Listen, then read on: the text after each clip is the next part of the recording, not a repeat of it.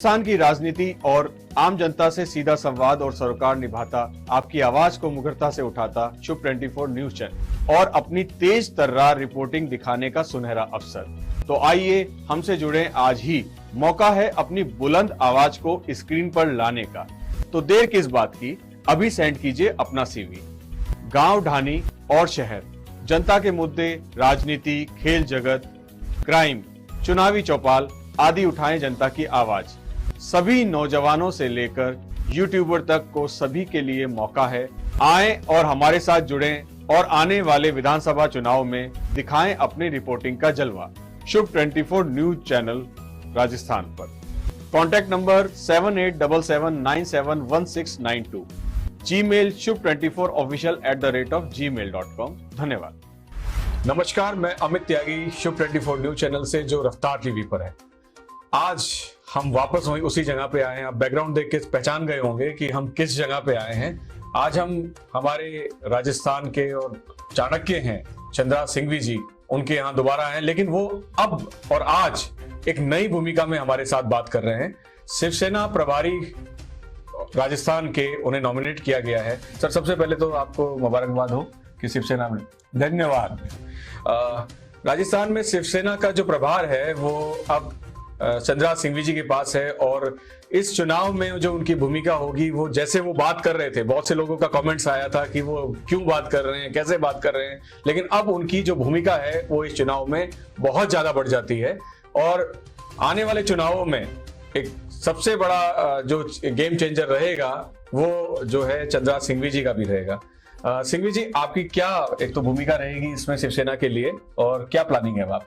मेरी पहली भूमिका तो ये रहेगी कि शिवसेना शिंदे को मैं राजस्थान के अंदर पूर्ण रूप से विस्तार करके प्रांतव्यापी पार्टी बना दूं, और लोगों को ये कहना पड़े कि शिवसेना शिंदे का दूसरा मुकाम महाराष्ट्र के बाद राजस्थान स्टेट है। उस काम में लगूंगा। इसमें 2 महीने तक मुझे पूरा रात दिन प्रचार करना पड़ेगा, लोगों से मिलना पड़ेगा, स्टेटमेंट देने पड़ेंगे, वक्तव्य देने पड़ेंगे, नए आदमियों को जोड़ना पड़ेगा, प्रभावशाली आदमियों को महत्व देना पड़ेगा। वो जो राजनीति में होता है वो सब काम हम करेंगे। पहला फेज तो हमारा ये है। जी, आप जो प्रखरता से अभी तक बात करते आए हैं, जो निर्धुलता से बात करते आए हैं, क्या शिवसेना में रह के भी उसी तरीके से, उससे ज्यादा स्ट्रेंथ के साथ? क्योंकि जब मैं पहले बात करता था तो मैं 3 मुद्दों को लेके करता था: देशभक्ति, सनातन धर्म और राष्ट्रवाद। भाजपा से भी ज्यादा स्ट्रॉन्ग ये मुद्दे शिवसेना के हैं। मैंने अपने विचारों में कोई परिवर्तन नहीं किया है। शिवसेना में आने के बाद भी वही मेरे मुद्दे रहेंगे: देशभक्ति, राष्ट्रवाद, सनातन, हिंदुत्व, और सारे राष्ट्र के अंदर देशभक्तों को उभार लाना, और जो अपीजमेंट पॉलिसी करते हैं उनको क्रश करना और उनको कुचलना। पहले भी यही मुद्दे थे मेरे, आज भी यही मुद्दे हैं। मैं 50 से ज्यादा इंटरव्यू पर नरेंद्र मोदी को हिंदुत्व का प्रतीक मान चुका, आज भी मानता हूं, मेरी पार्टी भी मानती है, हमारे मुख्यमंत्री एकनाथ शिंदे साहब भी मानते हैं। मेरे कोई परिवर्तन के आसार नहीं है।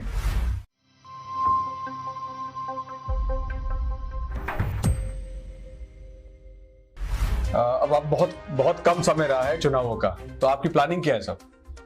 समय कैसे कब रहा है? इतना बड़ा महाभारत 18 दिन में समाप्त हो गया तो भूल गए क्या आप? और लंका में कितने दिन लगे थे?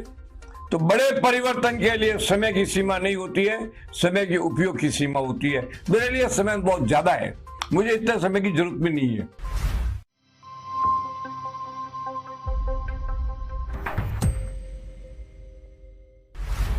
सिंघवी साहब, अभी तक आप बार बार एक कह रहे थे, और पिछले आपके जो इंटरव्यूज में था वो ये कहीं इंगित करता था कि बीजेपी जो है वो गठबंधन करके चुनाव लड़ेगी, जैसा आप पहले भी इंगित कर चुके हैं। तो क्या आपका इंगित जो है वो शिवसेना की तरफ ही था? नहीं, गठबंधन एनडीए के सारे, जब ये हुआ कि सारी विपक्षी पार्टियां एक होकर के और भाजपा को परास्त करने का षड्यंत्र रचेगी, तो मैंने प्रत्युत्तर में हमेशा ये कहा है कि सारे एनडीए के घटक भी एक होकर लड़ेंगे। इसमें क्या बुराई है?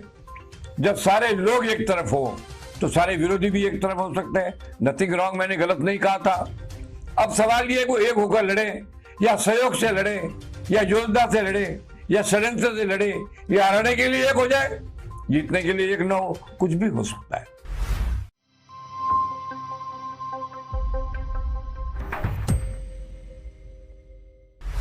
आप बार बार कहते हैं कि कांग्रेस सरकार इस बार रिपीट नहीं होगी, और इस बार अब आपका खुद का भी, आप खुद भी महाभारत में उतर चुके हैं, तो अभी भी वो स्टेटमेंट है या स्टेटमेंट्स का कुछ और ज्यादा मजबूत होगा वो स्टेटमेंट?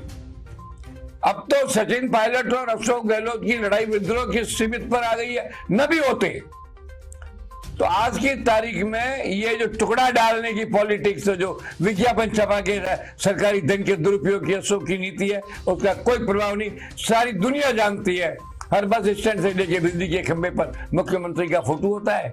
लोग समझते नहीं है क्या? लोग जानते हैं प्रचार सरकारी पैसे से हो रहा है, ये सरकार जनता के पैसे से हो रहा है, ये झूठा प्रचार हो रहा है। कुछ भी शीर्षक दे दो, कौन रोकने वाला है आपको? हो रहा है, करने दो। आप मुझे एक बात बताओ, आपने कहा कि पहले की स्थिति कैसी हुई है। मैं जानता हूं आप कितना भी धन दे दो, कितना। मैं आपसे एक बात पूछता हूं, एक जाट के घर में 50 आदमी है, आप 2 आदमियों को 100 रुपए दे दो, तो बाकी वो 2 तो वोट देंगे, 48 तो नहीं देंगे ना। ये जो धन द्वारा खरीदारी की षड्यंत्र है, ये नेगेटिव पड़ेगा, ये पॉजिटिव नहीं पड़ेगा। ये ऐसा ही पड़ेगा जैसा गुजरात में आप पार्टी के खिलाफ पड़ा, जब मैंने कहा 150 सीट बीजेपी की आएगी और 5 सीट आप पार्टी की आई, तो 5 ही आई। आप चिंता मत करो। इससे ये याद कैंप फाट कैंप क्या है? सारी जनता रात के लिए रो रही थी, रात नहीं था, आग थी जनता, भयभीत थी, घायल थी जनता, परेशान थी जनता, आपसी तुम्हारे नेताओं की आपसी फूट की शिकार थी जनता। अब उस पर घाव लगाने के लिए आप आग कैंप लग रहे हो। घाव पहले भरे जाएंगे, तब आग कैंप का मलहम लगेगा। घाव भरे ही नहीं जाएंगे, क्योंकि कांग्रेस द्वारा किए गए गलत प्रशासन, भ्रष्टाचार युक्त भयंकर तंत्र, 2 किलो 2.5 किलो सोना और 1 किलो सोना और 2.5 किलो नकदी एक मामूली अफसर क्या मिला है? What is this? क्या दिमाग है तुम्हारे पास? इससे कोई फर्क नहीं पड़ता है। अब आप कहते हो वोट मिलते हैं एक मुद्दे पर, या तो कोई बहुत बड़ा राष्ट्रीय काम करो जो आपने किया नहीं, या टोटल ईमानदार सरकार हो जो आप हो नहीं। वोट मिलते जातिवाद पर। राजस्थान में 2010 में भैरू सिंह जी 90 से ज्यादा नहीं लाए, 120 लाए थे ना, हमने जाटों की जाति को हमारी ओर मोड़ा था। तब वसुंधरा का नारा था कि मैं जाट की बेटी, गुर्जर की सासू, समझे आप, और राजपूत की बेटी, जाट की पत्नी और गुर्जर की सासू। नारा काम कर गया। आप बताइए कांग्रेस के पास कौन सा नारा है? अशोक गहलोत के साथ कौन सी जाति है? ब्राह्मण ठाकुर 100% बीजेपी के साथ जाएगा। राजपूत ठाकुर को कहते हैं वो बीजेपी के साथ है। जाट किसी हालत में कांग्रेस को तो फिर भी कुछ हद तक पसंद कर सकता था, अशोक के गहलोत करेगा ही नहीं। जहां 40 साल के घावों पर यहाँ कैंप के छोटे से मलम से घाव बढ़ जाए, इसको जाट स्वीकारने का। जाट बहुत स्वाभिमानी कौम है, वो 100 वर्ष तक बदला लेना ही बोलती है। जाट तो जाट है, जाट शिव जी की जटा से उत्पन्न हुई कौम है। वो जानती है कि उनके साथ कितने वर्ष तक कितने क्या अन्याय किया, तो जाट देगा नहीं। गुजर का तो पैसे नहीं है अशोक को देने का, बल्कि गुजर तो कुछ किसी भी हद तक जा सकते हैं। तो गुजर नहीं, जाट नहीं, राजपूत नहीं, बनिया नहीं, और महाजन तो उसी के साथ जाता है जिसकी सरकार बनने की संभावना होती है। ये महाजन की कमजोरी भी है और उसकी चालाकी भी है, वो साथ देंगे नहीं। तो आप मुझे बताइए, भाजपा के पास सारी जातियां, कांग्रेस के पास एक भी जाति नहीं है, तो कांग्रेस के वोट कहां से आएंगे? आप बताइए। मीणा पर निर्भर कर नहीं सकते, मीणा डिवाइडेड है। किरोड़ी जब तक भाजपा के साथ है, मीणा का मुख्य नेतृत्व भाजपा के साथ है। हनुमान बेनीवाल खिलाफ है, जाट तो है ही नहीं। इधर सुभाष मैरी तक कद्दा बन नेता आ गया भाजपा में। सीकर और जिलों में जाट को तोड़ के रख देगा। डोटासा कोई हार तय हो गई है, डूडी जीत नहीं सकता। क्या है? What is this? आप मान के चलो कि भयंकर रूप से कांग्रेस पराजित होगी, 20-25 सीट आ जाए तो बहुत बड़ी बात है। लेकिन इसमें एक फ्रंट है, अगर सचिन पायलट ने दिल खोल के अशोक का साथ दिया तो ये सीट 40 तक जाएगी। बाकी इनकी तो अनुमान 40 पूरी हो चुकी, इनका कहीं नाम नहीं होगा। चौथी बार रिपीट क्या करेंगे? रिपीट करेंगे 2018 2013 का चुनाव 21 सीट आई थी, वही तो रिपीट करना, कर लेना। किसने मना किया है?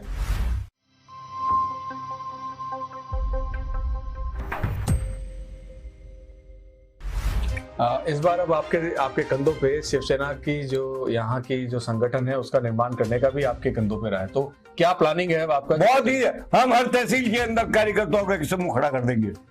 कई जगह तो है कि केवल उनको जोश दिलाने की जरूरत है। मैं कल आया हूं यहाँ जयपुर, पाली में स्वागत हो गया, अजमेर में स्वागत हो गया, किशनगढ़ के हनुमान जी के मंदिर में स्वागत होता, फिर आया हूं तो है, मगर उनको कोई सबल नेतृत्व तो नहीं था, उभर कर नहीं आया। अब एकनाथ शिंदे जी ने मेरे पर विश्वास करके और अपने नियुक्ति पत्र में अपने सहयोगी के रूप में मेरे को अधिकार दिया है कि मैं यहाँ पर पार्टी को स्थापित करूं, तो मैं कर दूंगा, कोई रोकने वाला नहीं है। मैंने आज तक 2008 में गोपीनाथ मुंडे की रिक्वेस्ट पर मैंने 108 शेड्यूल कास्ट के 108 जनरल सीट पर चुनाव लड़ाए थे और मरती भी भाजपा को 78 तक पहुंचा दिया था। अब तो मेरी अपनी पार्टी है, this is my party, I am the leader of this party in state of Rajasthan. तो हमारे को कोई रोकने वाला नहीं है, हम भी देखना चाहते कौन हमसे टकराता है।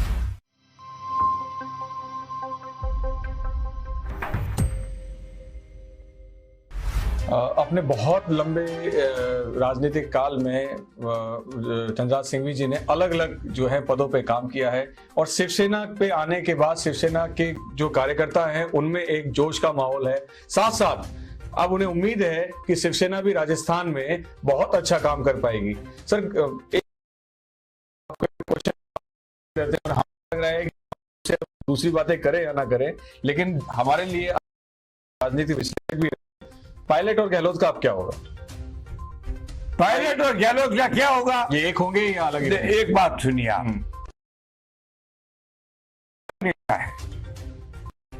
गहलोत हाईकमान की मेहरबानी और दया का पात्र है।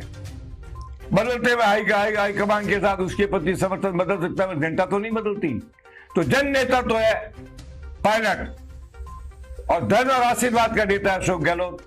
अब आप तय कर लीजिए कि जन नेता ज्यादा जिंदा रहता है, धन नेता रहता है। अरे बड़े बड़े नेता आ गए पर जन नेता थोड़ा मिल जाता, मृत्यु पर्यंत तक जाटों का हृदय सम्राट रहा। ये आपको पता नहीं है क्या? उसी से उदाहरण ले लीजिए आप।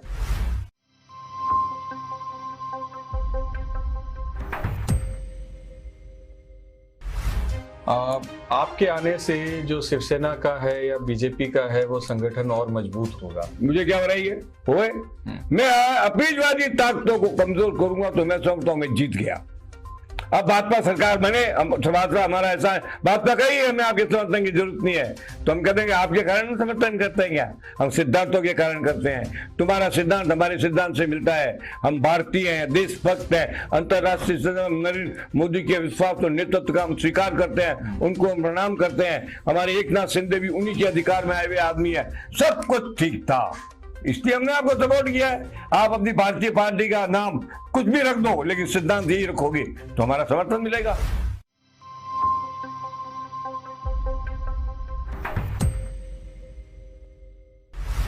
आने वाले समय में अभी आपने शिवसेना ज्वाइन करके चौंकाया है, तो आने वाले समय में हम चंद्रराज सिंघवी जी से और क्या क्या उम्मीद करेंगे? आप सारी उम्मीद करो, भाजपा की जीत, हिंदुत्ववादी ताकतों की जीत, एनडीए की जीत, ये मैं आपसे कह रहा हूं, क्योंकि वह भी आजकल हिंदुत्ववादी पार्टी के साथ है। वो भी वहां हमारी हरियाणा में हमारी भाजपा की हिंदुवादियों की सरकार है, उसके वो मुख्यमंत्री है, उनका भी समर्थन बढ़ेगा, हमारा भी समर्थन बढ़ रहा है। जनता आ रही है, सुबह से लोग आ रहे हैं। मैं दृढ़ निश्चय करता हूं कांग्रेस 25 से 26 सीट नहीं लाएगी, चाहे कोई कितना भी ताकत लगा दे और कितना भी जोर लगा दे। मैं आपको संभावित बात बता सकता हूं कि मारवाड़ के अंदर 40 में से 4 सीट आएगी, उसमें से 3 सचिन के समर्थकों की होगी। अशोक समर्थक 2 आदमी नहीं आएंगे, हालांकि में नाम नहीं होगा इनका। इधर से मेरी किरोड़ी जी से रोज बात होती है, दौसा, करोलपुर, सवाई माधोपुर, भरतपुर एरिया में नाम नहीं होगा कांग्रेस का। कांग्रेस खो चुकी, कांग्रेस बतावस्था में है, कांग्रेस पलायन की तरफ है। इसलिए कांग्रेस की सरकार बनने की तो खाद छोड़ो, कांग्रेस को जमन बचाना भारी पड़ जाएगा।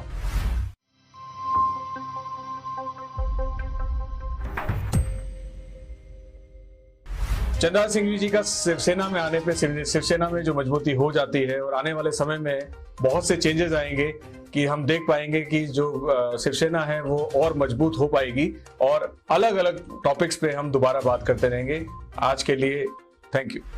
शुभ 24 न्यूज चैनल अब रफ्तार मीडिया पर राजस्थान का उभरता हुआ सैटेलाइट चैनल शुभ 24 न्यूज। राजस्थान की राजनीति और आम जनता से सीधा संवाद और सरोकार निभाता, आपकी आवाज को मुखरता से उठाता शुभ 24 न्यूज चैनल और अपनी तेज तर्रार रिपोर्टिंग दिखाने का सुनहरा अवसर। तो आइए हमसे जुड़ें आज ही, मौका है अपनी बुलंद आवाज को स्क्रीन पर लाने का। तो देर किस बात की, अभी सेंड कीजिए अपना सीवी। गांव, ढाणी और शहर, जनता के मुद्दे, राजनीति, खेल जगत, क्राइम, चुनावी चौपाल आदि उठाएं जनता की आवाज। सभी नौजवानों से लेकर यूट्यूबर तक को सभी के लिए मौका है। आएं और हमारे साथ जुड़ें और आने वाले विधानसभा चुनाव में दिखाएं अपनी रिपोर्टिंग का जलवा। शुभ 24 न्यूज चैनल राजस्थान पर। Contact number 7877971692। Gmail shub24official@gmail.com। धन्यवाद।